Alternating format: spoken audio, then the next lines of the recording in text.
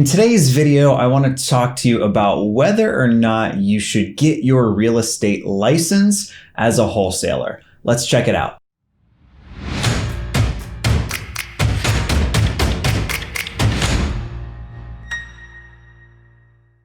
I'm not going to have today's video be something that's like super polished with really cool cuts and graphics and things of that nature. I want it to just be more of a conversation and kind of me explaining why I chose to get my real estate license, as well as all of the benefits that it has brought me. So about the first year that I was a real estate investor, it was back in St. Louis, Missouri. There's a gentleman named Dan McCluskey who I hope sees this. I have no clue if he still follows me or not.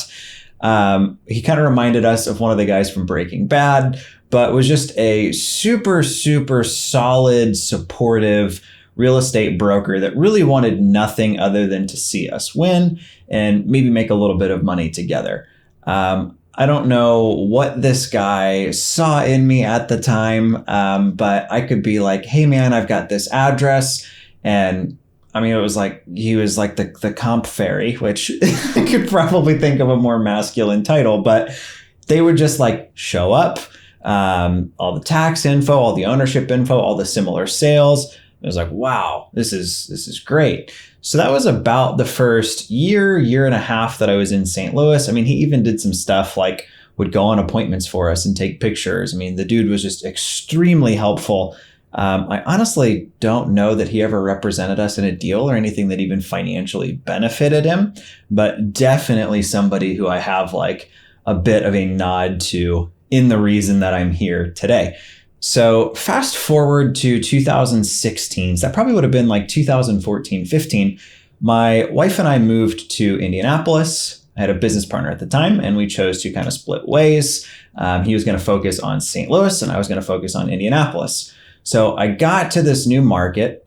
We'd had a decent amount of success in wholesaling some properties in St. Louis. We even bought 2 rentals together.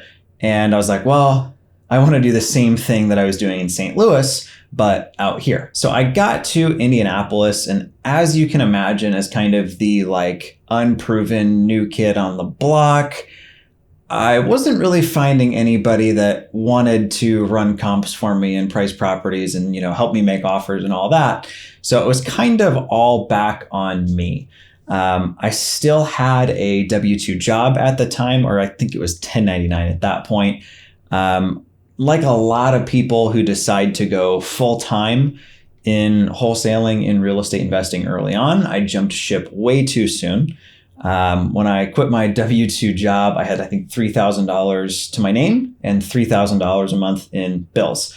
But I literally just kind of like paycheck to paycheck, week to week, my wife and I were able to figure it out.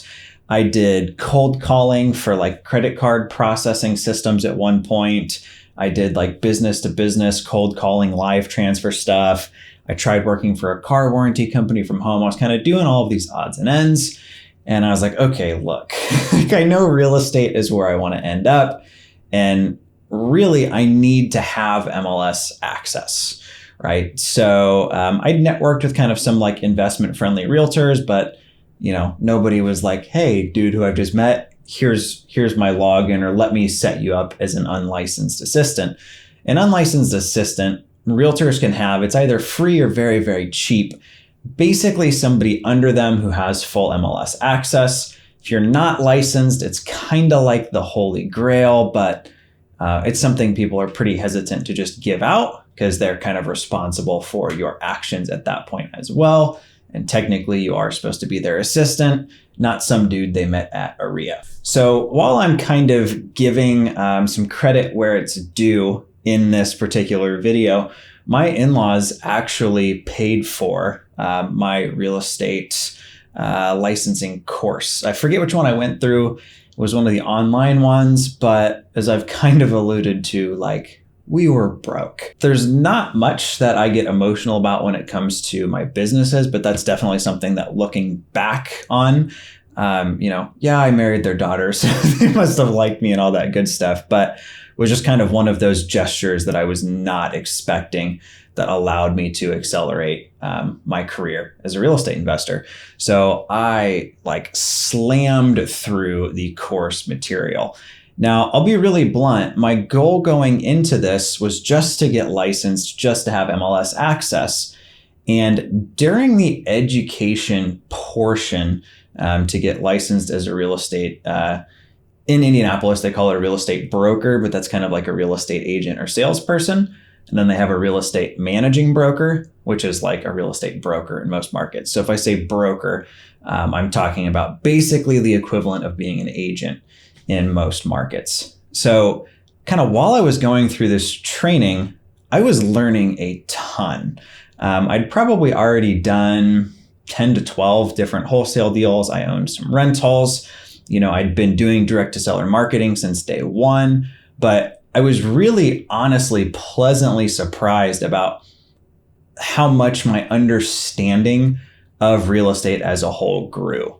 Like different deed types, different ways to take title to property, what an equitable interest in real estate meant, why you had to have earnest money deposited on a purchase and sale agreement to make it legally binding, kind of all of these things that I just kind of done that I didn't really know what they meant, right? Like different deed types, things of that nature. Now, I'm not going to lie. There was a lot that I went through that I was like, this does not apply to me, right? Like how to host an open house 101. Like I don't really ever plan on doing open houses. But the overall grasp that it gave me of real estate as a whole is something that I would highly, highly, highly recommend. As you can see, I am an investor who is for you getting your real estate license. So we've kind of touched on a little bit of the why. One being just kind of the overall grasp of real estate that you're going to start to get. But two, there's a certain level of credibility that also comes with being licensed. Now, I had a private lender who's funded a couple $100,000 worth of deals for us now at 8%, interest only, no points or anything of that nature, who I remember initially talking to about investing with me. And as I was talking, you ever get that feeling when you're talking to somebody that you can tell that they're not really interested or they're kind of just like, yeah, okay, yeah, that's nice, but it's not really going how you want it to. And, I then mentioned, as a, licensed real estate professional, and this guy perked up. He was like, oh, you're a licensed broker. And all of a sudden the conversation was back on track. And I personally believe had I not been licensed, that gentleman probably would not have invested with me and was my first local private lender in Indianapolis. So you've got kind of the basic understanding of real estate that most wholesalers don't have a clue about. You have MLS access, so you can run your own comps, analyze your own deals. You also have kind of the credibility that comes with the accountability of being licensed. But then we got the fourth part, which is probably the best part. You can get paid to buy on-market flips for yourself. When a seller sells a property, they pay their listing agent as well as whoever brings the buyer. Well, if you bring you can literally get paid to buy your own investment properties. On the flip side of that, if you're doing your own flips, you can list your own properties, saving yourself that commission, right? So from a financial perspective, I want to say being licensed costs me maybe $1,500, $2,000 a year and is well worth it. In closing, one of the common arguments I hear against getting licensed is that you're held to, standards, right? I'm going to hope at this point that if you've been following my channel, reading my content, you've kind of picked up on the theme that we try to run a business that's ethical and without blame. And over the course of an amount of deals I can't even count at this point, 200-300 plus, we have not had a single issue with me being licensed. So if you're somebody who's afraid to be held to ethical standards because you really want to skirt those gray areas, my methods probably aren't going to be the best fit. And I'm definitely not the person that you want to learn from. Because everything we do, even down to our marketing, is about being above board. It's one of the big reasons we don't do RVMs and kind of some of those other more gray area tactics. Getting your real estate license can be kind of a frustrating process. I highly recommend getting like the recommended flashcards and quiz cards. You have to go and take a test at like a testing center.